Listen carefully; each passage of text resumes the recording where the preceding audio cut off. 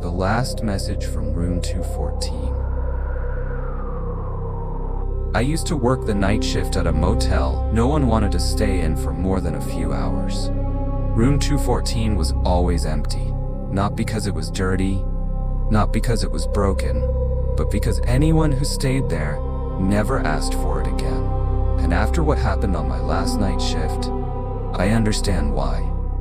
I'm Ethan, 24 at the time, broke, freshly out of college, and desperate enough to take a night receptionist job at the Riverside Crest Motel. The place sat just off a 2-lane highway, surrounded by pine trees and silence. No restaurants nearby, no gas station. Just us, the river behind the building, and the road that never seemed to end. Night shifts were usually dead quiet.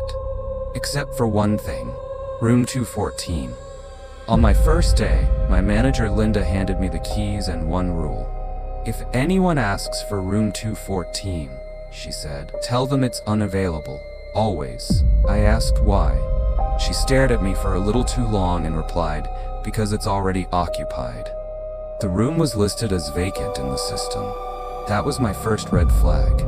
Every night around 2:14 a.m., the front desk phone would ring. Caller ID always showed room 214. I answered once. No breathing, no background noise, just a faint tapping sound, like fingernails against plastic. When I hung up, the phone rang again immediately. Same room, same tapping. One night, a guest named Mark checked out early, barefoot, shaking, refusing to explain. Before leaving, he grabbed my arm and whispered, "Whatever you do, don't answer the phone if it rings from that room." I asked him what happened. He just said, "Someone was texting me from inside the walls." At 2:14 a.m. the next night, my phone buzzed. "Unknown number, can you hear me now?" I replied, asking who it was. 3 dots appeared. Then, I'm still in room 214. I checked the system. No guest, no key issued. Curiosity got the better of me. I pulled up the hallway camera. Room 214's door was open. Not wide, just enough for darkness to spill into the hallway. Then I saw movement. Something tall, standing just inside, not stepping out, just watching. The front desk phone rang again. I didn't answer. A voicemail appeared seconds later. I listened. It was my own voice, saying, "Front desk, how can I help you?" Then a whisper underneath, "You left me here." I called Linda. She answered immediately, like she'd been waiting. She told me the truth. 5 years ago, a long-term guest named Daniel Harper stayed in room 214. He disappeared. No luggage, no body, just non-stop calls from the room for weeks after.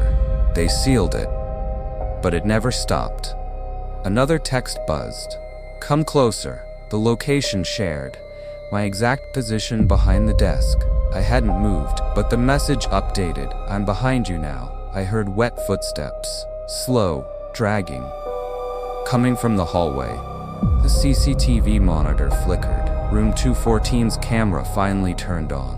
Inside was a man, his face flattened, like he'd been pressed against something solid for years. The hallway door creaked open. I locked the front desk. My phone rang. Caller ID, Ethan, front desk. I didn't answer. The voicemail came instantly. "I just need someone else to stay." I ran. Didn't grab my jacket. Didn't clock out. As I hit the parking lot, every room phone rang at once, all showing the same number. The motel shut down a month later. Flood damage, officially. But locals say the river didn't cause it. Something inside finally needed more space. Last night, years later, I got a text. Unknown number.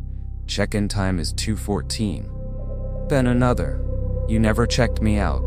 I checked the location. It was my apartment, specifically my bedroom wall. If you ever stay at a motel where one room is always unavailable, don't ask why. And never answer the phone after 2:14 a.m.